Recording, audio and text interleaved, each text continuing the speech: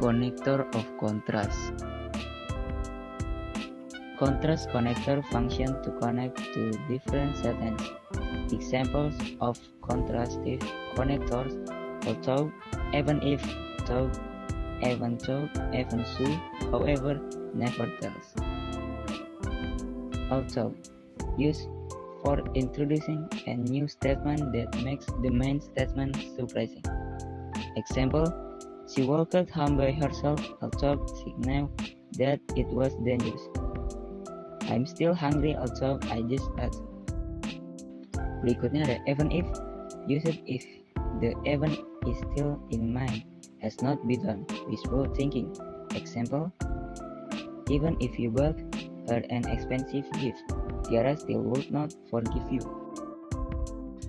Berikutnya ada though, used to show that two ideas are opposing one another.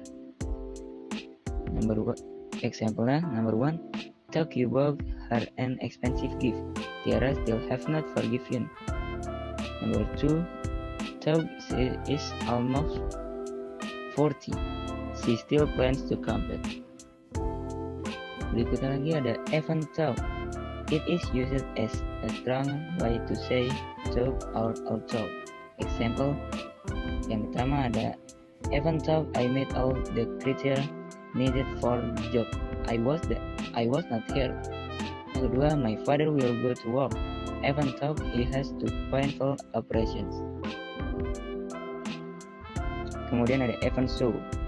It is used to indicate something that is unusual or extreme.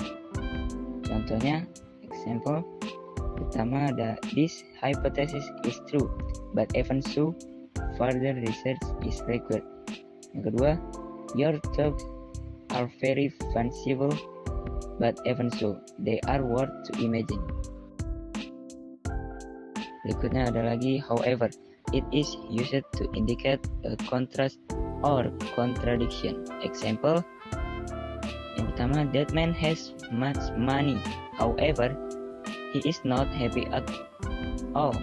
Yang kedua ada I can understand everything what you have said, however, I'm totally against it. Yang terakhir ada never tells. It is used to say something which contrasts with what has just been said. Example, number 1, the place was beautiful, never tells, we did not want to spend our holiday in her.